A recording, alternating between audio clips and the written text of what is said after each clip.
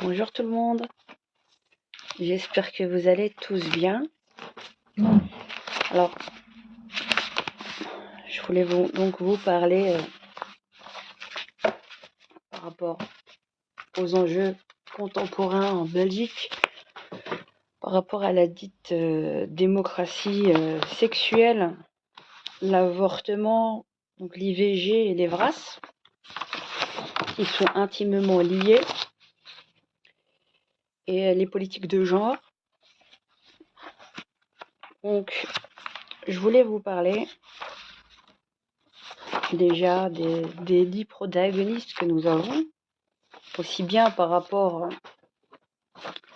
aux différents acteurs universitaires qui ont développé les politiques d'études de genre, qui ont refait aussi des accords pour 2023 à 2026 quant aux études de genre, bien qu'il y ait été. Donc, vous avez l'UC Louvain, l'Université de Namur, l'Université de Mons, l'ULB et Liège. Donc, les études de genre sont rentrées dans le cursus académique en 2017, comme je vous le disais au préalable, il y a dans d'anciennes vidéos, sous l'égide de Joël Milquet, qui a financé déjà une partie en reconnaissant notamment l'ASBL Sophia et qui avait aussi donné des subsides.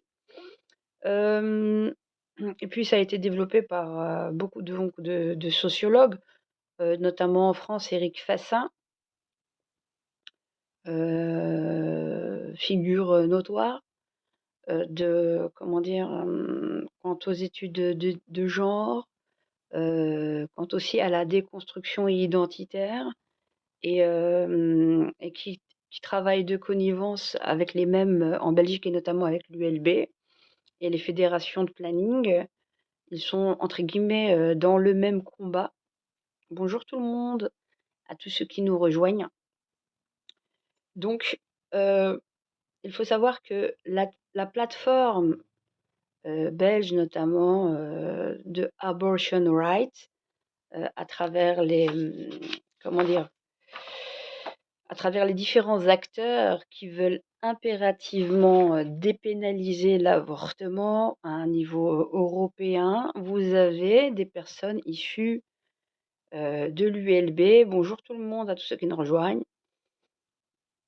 Notamment en Belgique, qui analyse ce qui se passe à travers différents pays européens. Vous avez les différentes fédérations de planning familial. Vous avez donc la plateforme GACEPA avec Dominique Rouanet, le planning de Rochefort, différents plannings, le CAL, le Centre d'action laïque, et ce sont aussi les mêmes que vous retrouvez autour des mêmes questions et en étant des membres des stratégies concertées par rapport à l'EVRAS. Ce sont les mêmes. C'est le même noyau dur que l'on retrouve aussi bien dans les stratégies concertées par rapport au comité de pilotage par rapport à l'EVRAS que ceux qui sont pour la dépénalisation totale de l'IVG. Et vous avez notamment, puisqu'ils aiment bien faire des conférences, ils aiment bien faire dire tout et n'importe quoi pour essayer de légitimer des choses qui ne sont pas très légitimes quant à la sexualité sur nos enfants, notamment en tant que parents, en essayant de dire que nous serions des rétrogrades ou que nous serions contre la démocratie et que finalement le sexe, ça a toujours été défini à un niveau sociologique et par les politiques nationales et non le sexe biologique, ce n'est pas en réalité une forme, je sais pas comment expliquer ça. Ce n'est pas assez scientifique. En fait, le dit sexe biologique, pour eux, n'est pas plus scientifique que le sexe social qu'ils vous inventent concernant les politiques que l'on va mener dans le futur à travers du fait que si on vous catégorise comme une fille ou un garçon. Or que la biologie est là, et on pourrait très bien interroger, parce qu'il y a monsieur Éric Fassin qui aime bien parler. Oui, alors mais jusqu'où en fait on peut déterminer qu'une personne est un homme ou une femme, un jeune garçon ou une jeune fille? Ce n'est finalement qu'à travers la grille sociologique et de la politique de l'État qu'on peut reconnaître cela et de cela en découlera des comportements ou des comportements qui vont faire en sorte de favoriser l'un ou l'autre ou au niveau des politiques, c'est-à-dire où on réglementera finalement la sexualité, que l'État s'est toujours mêlé en fait de la sexualité. Or, heu, il a fait une conférence récemment avec les fédérations laïques, en forme de webinaire, les fédérations, laïques des centres de planning où il parlait notamment pas de l'EVRAS, mais sur la fin des questions. En fait, les plannings et les différents acteurs associatifs de terrain qui veulent, avoir, toute la belle part de l'EVRAS, heu et aussi pour se subventionner et au niveau idéologique, nous l'imposer à l'intérieur de nos écoles, en tant que parents, c'est de dire en gros que ça vient de l'État et c'est pas leur lobby. En fait, ils ont voulu s'essuyer en disant que c'est des politiques étatiques et c'est le pouvoir de l'État. Mais ils ont omis de dire que c'était quand même bel et bien eux qui ont fait, la pression sur les politiques et qui ont fait de l'entrisme, n'est-ce pas, madame Michèle Kaillart? Déjà en 2011 où nous avons déjà des documents, bien spécifiques. Alors pour revenir, par rapport au travail qui a été fait récemment en 2023. Il y a eu un rapport de plus de 300 pages concernant l'avortement dans l'Union européenne et nous retrouvons toujours les mêmes personnes et notamment les personnes telles que madame Bérangère Marquez Pereira qui expliquait bien déjà les liens entre l'EVRAS et l'IVG mais qui donc fait une tribune tout en disant que oui, en 1990, ce n'était que du partiel au niveau de la dépénalisation. En fait, il faudrait déjà aller plus loin. Donc j'aimerais vous lire, comme ça on ne dit pas qu'on invente quoi que ce soit, l'IVG et les brasses en Belgique, ça serait intéressant, un instant. Je vais vous le mettre dans l'autre sens. Voilà, nous on n'a pas les moyens, on n'a ni les tribunes, ni les amphithéâtres, ni rien, puisque on a tout fait pour nous discréditer, nous salir dans l'opinion publique avec la RTBF et tant d'autres. Nous n'avons pas les moyens qu'ils prétendent dire que nous aurions. Par contre, eux, ils se font bien financer, n'est-ce pas? Ils se font bien financer tel que ce rapport magnifique, n'est-ce pas, les amis, et à tous ceux qui nous conspiraient, qui est financé partiellement donc par la fondation, la FEPS, Foundation for European Progressive Studies, l'avenue des Arts 46 à 1000 Bruxelles, et le Renner Institute, bien qu'ils disent bien que on ne partage pas à 1000%. Enfin voilà, bref, on va pas tout lire parce que c'est 300 pages de rapport, mais on sait très bien à qui nous avons affaire. On sait très bien à qui nous avons affaire. On a tendance à nous chercher à nous décrédibiliser. Nous serions des néofascistes, tels que dirait monsieur Éric Passin, n'est-ce pas? Alors, habituellement, le droit à l'IVG et les VRAS sont envisagés séparément. Nous étions ici janvier-juin 2019. Janvier-juin 2019. D'accord? Habituellement, le droit à l'IVG et les VRAS sont envisagés séparément, alors que la question de l'éducation sexuelle dans les différents cycles de l'enseignement est politiquement liée à la reconnaissance d'un droit d'accès à la contraception et à l'IVG. Vous voyez bien les enjeux. Certes, le premier cas renvoie à un processus de politisation qui peut être envisagé sous l'angle des dimensions reproductives et corporelles de la citoyenneté. Hein, des concepts, hein, mais bon, c'est pas grave. Tandis que le second ne donne pas lieu à ce jour, c'est-à-dire par rapport à l'EVRAS, à ce jour, en 2019, à une mobilisation au sein de la société civile, même s'il met en jeu des dimensions sexuelles et intimes de la citoyenneté.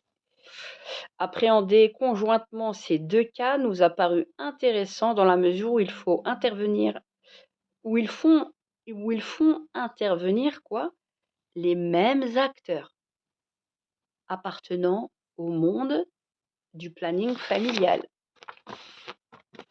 Et elle, notamment, Madame Bérangère Marcas-Pereira, on la retrouve dans plein de différents travaux, et vous comprendrez bien pourquoi du comment. Mais c'est nous qui ferions de l'entrisme, c'est nous qui ferions de l'idéologie, c'est nous qui aurions les moyens, n'est-ce pas? Alors, que nous dit-elle? Nous étions en 2019 ici, hein. Là, c'est pas moi qui l'ai écrit, c'est Madame Bérangère Marcas-Pereira. Ce qui est intéressant, c'est de voir en 2023 ce qu'ils nous écrivent par la suite, n'est-ce pas? Donc, nous revenons. Je ne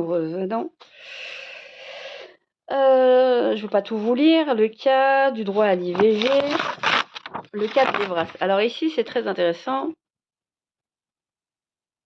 Alors, il disait quoi? Soi-disant qu'il y aurait de l'activisme anti-avortement. Face à l'activisme anti-avortement, la défense du droit à l'IVG connaît une nouvelle phase marquée par le développement de coordination nationale et transnationale des pratiques de vigilance. Le cas de l'Evras, la question de l'éducation sexuelle dans les différents cycles de l'enseignement est donc politiquement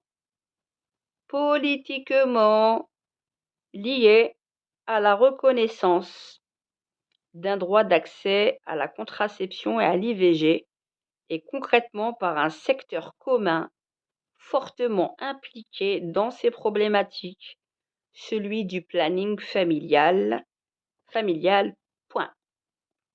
L'éducation à la vie relationnelle, affective et sexuelle est un thème d'actualité ces dernières années. Nous étions en 2019. En 2023, ça vient de l'ULB. Hein. En 2023, un rapport interuniversitaire, l'ULB. Je l'ai, le rapport, j'ai encore pas mal de choses. Ça vient toujours des mêmes. Elle aussi, elle vient de l'ULB. Donc, et David Paternotte, Rick Fassin qui est en France, mais qui travaillent tous de connivence, Sophia, ASBL, tout ça, tout ce beau monde. Tout ce beau monde. La nébuleuse. La toile d'araignée. Vous voyez la toile d'araignée? Eh ben, pendant des années, ils se sont attelés à nous tisser une toile d'araignée, les uns avec les autres. Et au centre, vous savez qui il y a? Il y a vos enfants et vous, pour vous neutraliser en tant que parents. Mais au milieu, il y a l'accaparement de vos enfants. Point de vue idéologique via l'école, via les races. Et leur doctrine, pour pousser loin, arriver à dépénaliser totalement l'avortement. Mais il n'y a pas que cette dimension et cette dynamique. Puisque je vous ai dit, ils ont travaillé, c'est une nébuleuse. Donc, association de malfaiteurs, subvention illégale. Oui, parce que ce qui est bien, c'est eux, ils ont travaillé et nous avons lu. Puis ce qui est bien, c'est de mettre en exergue leurs différents rapports pour voir où est-ce qu'ils se contredisent. Et un jour, on dit blanc, un autre jour, on dit noir, un jour, on dit il y a 20%, un jour, on dit non, il y en a 80%, un jour, on dit... Vous voyez? C'est ça qui est bien, avec le recul. Mais nous ne serions... que disait-il, monsieur Éric Fassin, de la production en gros pseudo-intellectuelle, nous disait-il. Et si nous devions par extension continuer dans son délire, nous irions dans de la démocratie où il n'y a plus de limites, démocratie. Et on pourrait aussi, puisque c'est une norme actuelle, aller jusqu'à l'inceste, non, de la pédocriminalité finalement, puisque c'est l'État qui dicte les comportements sexuels, on peut tout faire pour travailler en amont par du lobbying, à travailler cette dite démocratie sexuelle qui n'a plus de frein pour en arriver jusqu'à l'autodétermination des enfants et avoir une sexualité pour les enfants. Même ce terme-là est un problème. Aujourd'hui, on vous dit que la sexualité infantile existerait, j'utilise bien le conditionnel, et que cette sexualité infantile ne serait pas la même que les adultes, puis on ouvre la boîte à Pandore et on commence à mettre le pied dans la porte, mais en disant: «Attention, ce n'est pas la même» et puis elle peut être que libre, mais entre 2 jeunes, hein, qui ont plus ou moins le même âge, à quelque chose près, il y a la jurisprudence. Puis quand ça va bien se bordéliser et encore mieux se démocratiser, ben là, on pourra encore l'étendre encore un peu plus loin, n'est-ce pas?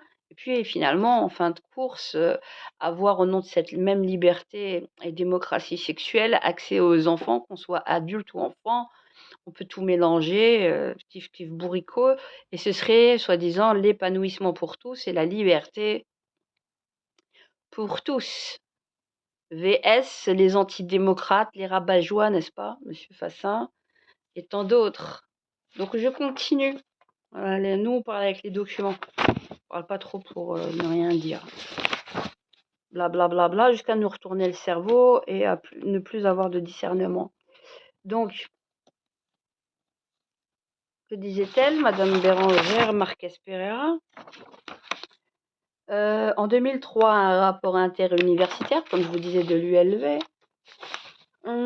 sur les animations EVRAS en milieu scolaire, la maternelle, faisait apparaître de fortes disparités. Écoutez bien, il y a des chiffres, hein. Nous étions ici en 2019. De fortes disparités dans l'offre. L'offre. Et en particulier le fait que 21% des jeunes en 2e, 3e et 4e secondaire, 2e, 3e et 4e secondaire, n'avaient jamais bénéficié de ce type d'animation durant leur parcours scolaire. Ça veut dire quoi? Ça veut dire que 80% ont bénéficié en 2e, 3e, 4e secondaire d'animation EVRAS. Oui ou non? Nous étions ici en 2019, c'est écrit en 2019. Mais là, il disait que c'était quand même un rapport de 2003. Nous étions en 2003. On parlait des secondaires. Nous étions en 2003. Et c'est un rapport qui est fait par l'ULB ou qui fait tout le recensement, l'ULB Promesse si je me souviens, ou bien avant, et qui avait été commandé, j'ai le document, hein, et il voulait imiter une université de Suisse, de Genève. Et la majorité des intervenants à l'intérieur de la dite étude, c'était des plannings. Vous entendez? Ok. Nous parlions du secondaire. Ok. 20% qui n'ont pas eu d'EVRAS. Qui n'ont pas eu d'EVRAS en secondaire. 2e, 3e, 4e secondaire. 20% qui n'ont pas eu.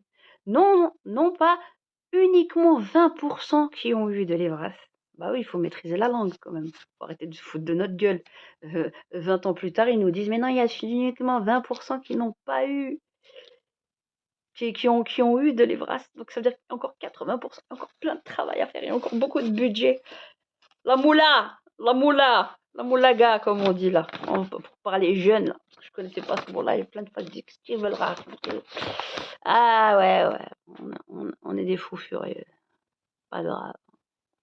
Alors, après plusieurs appels à projets, ah oui, avant de faire une politique, après plusieurs appels à projets, le décret mission est modifié en juillet 2012 en vue d'intégrer l'EVRAS dans les missions de l'école.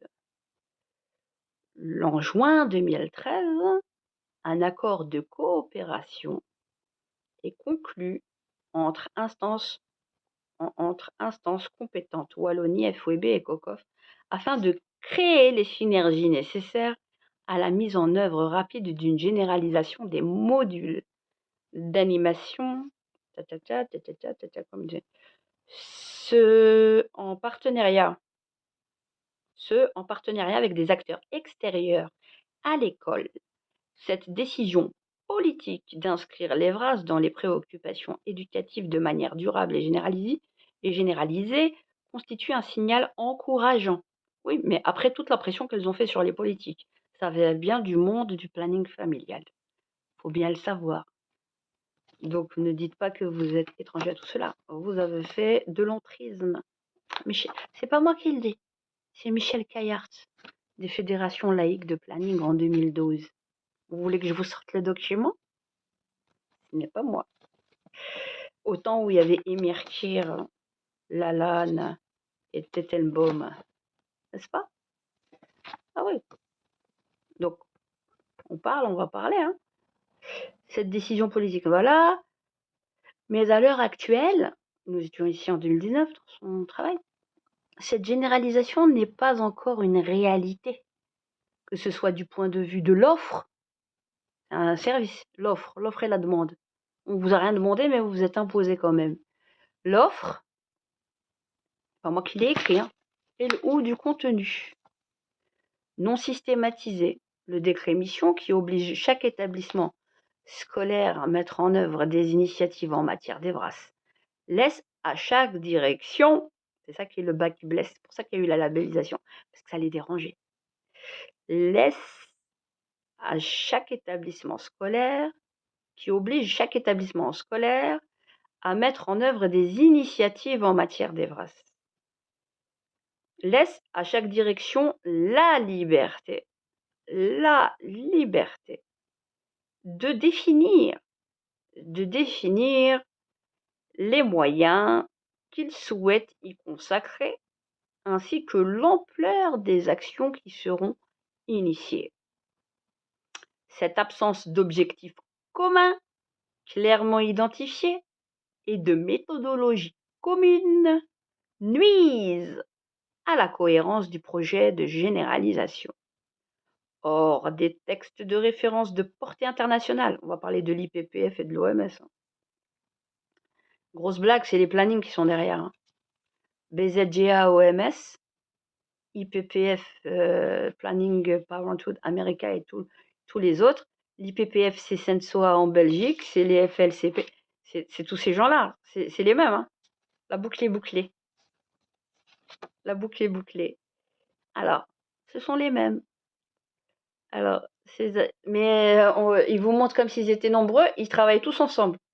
Mais chacun, soi-disant, fait sa pseudo-spécialisation et les uns se valident par rapport aux autres. Ils sont en train de tous s'auto-valider, en fait. Là, pensez à l'araignée. La toile d'araignée. Pensez bien à ça. Et votre enfant, il est au milieu dans l'histoire.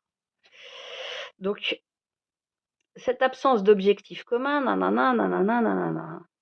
afin de sensibiliser les mandataires politiques, si nous devions les sensibiliser, on voit bien que c'était pas une décision politique à la base.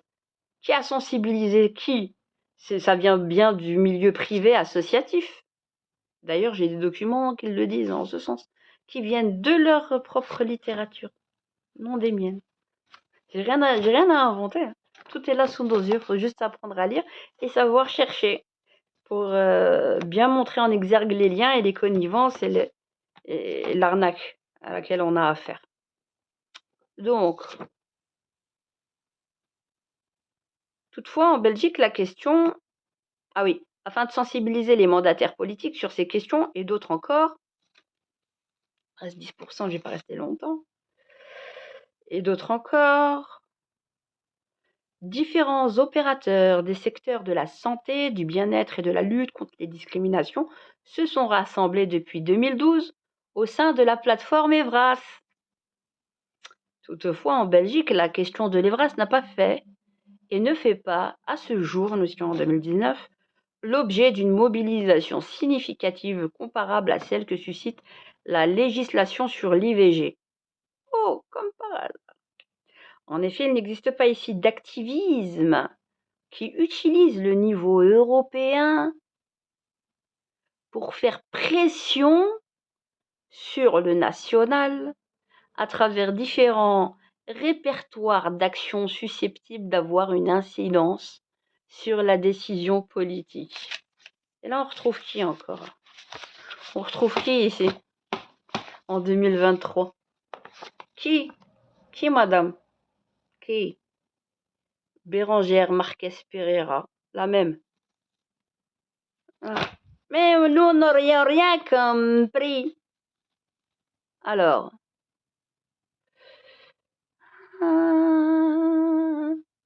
de même, les supports institutionnels en faveur des droits des femmes et autres instruments juridiques internationaux et nationaux, tels que conventions et traités par exemple, qui comportent des dispositions sur l'éducation sexuelle, ne sont que peu ou pas employés dans le plaidoyer existant.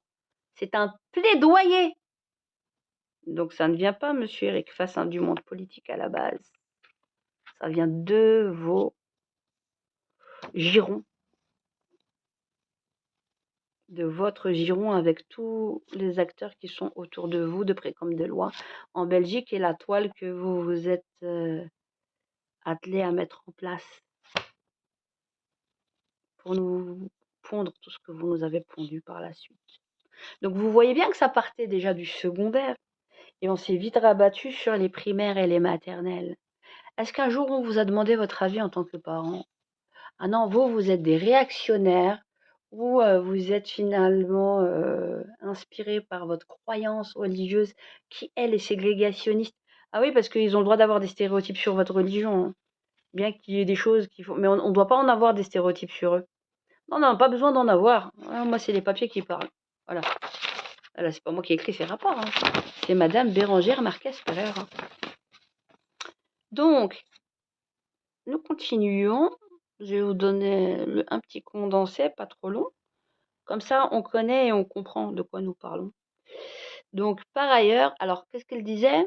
De même, les supports institutionnels en faveur des droits des femmes et autres instruments juridiques internationaux et nationaux, tels que conventions et traités par exemple, qui comportent des dispositions sur l'éducation sexuelle, ne sont que peu ou pas employés dans le plaidoyer existant.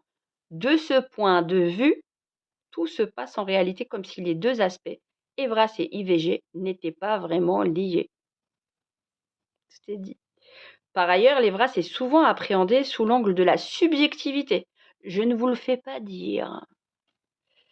De l'expérience personnelle de la sexualité, ainsi qu'à travers les notions de liberté et de choix individuel, et moins sous l'angle des enjeux d'égalité, la brèche, pour atteindre vos enfants, entre femmes et hommes, de leur dimension collective et de la mobilisation autour de ceux-ci. Dans cette perspective, ce sont donc cette fois les dimensions sexuelles et intimes de la citoyenneté. C'est des concepts. C'est pas assez citoyen. Regardez comment ils vous inventent le sexe social, tout ça. Bon, bref. Dans cette perspective, ce sont donc cette fois les dimensions sexuelles et intimes de la citoyenneté qui sont mises en exergue par les acteurs de l'EVRAS. Des auteurs tels que Diane Richardson et Ken Plumer ont respectivement traité cette question, mettant avant tout en cause le modèle hétéronormatif de la citoyenneté et se sont attachés à une perspective centrée sur le choix individuel, sur l'identité de genre et sur l'orientation sexuelle. Par contre, Sacha Rosenheil, elle, est plus attentive aux rapports sociaux de sexe. Nous avons montré comment la dimension d'accès à la décision politique concernant l'IVG a eu pour enjeu de modifier substantiellement les arrangements de genre au sein du régime de citoyenneté à travers un processus de quoi? Est-ce que c'est nous qui avons rendu cette question politique ou est-ce que c'est les acteurs associatifs privés qui l'ont politisée? Question. Et elle est plus attentive aux rapports sociaux de sexe. Nous avons montré comment la dimension d'accès à la décision politique concernant l'IVG a eu pour enjeu de modifier substantiellement les arrangements de genre au sein du régime de citoyenneté à travers un processus de politisation mettant l'accent sur la vigilance. Par contre, dans le cas de l'EVRAS, la dimension d'accès aux droits se déploie sans mobilisation d'envergure, c'est en 2019, sans mobilisation d'envergure de la part des acteurs qui sont pourtant les mêmes que ceux du premier cas de l'IVG. C'est pas moi qui l'ai dit. Wallah, c'est pas moi qui l'ai dit, c'est vous qui avez reconnu là, dans vos écrits. On va aller en justice avec ça. On va voir si c'est nous qui... Il n'y a pas de l'idéologie et c'est neutre, nous ont-ils dit à la Cour constitutionnelle. Il n'y a pas ingérence. Il n'y a... Voilà. Vous avez vos réponses. Ça m'a fait rire. Mais c'est... Waouh. Je continue. Écoutez bien ça. Écoutez bien.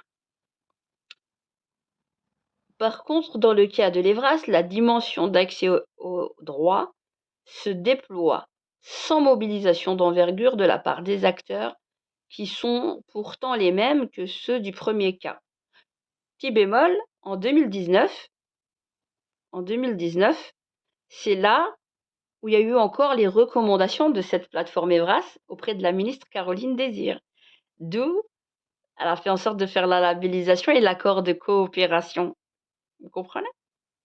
Voilà. Et de faire sauter l'ancien protocole 2013, dont cette plateforme Evras disait en fait que c'était gênant parce qu'en gros, ça laissait, ils ont inventé un mensonge sur les associations qui faisaient de l'Evras en milieu secondaire, les associations catholiques, pour s'en débarrasser et dire qu'elles faisaient des discours d'homophobie, d'abstinence, tout le bazar, rien que pour avoir le monopole des budgétisations et le monopole idéologique en labellisant à leur idéologie parce que c'est eux qui donneraient, c'est cette plateforme-là spécifique, vous comprenez, au niveau idéologique, qui donnerait le là pour toutes les personnes qui devraient se former à l'Evras via la labellisation. Si vous passez pas par leur idéologie et par les jalons il n'y a rien de pluraliste parce que les autres visions ont été stigmatisées de par ces acteurs.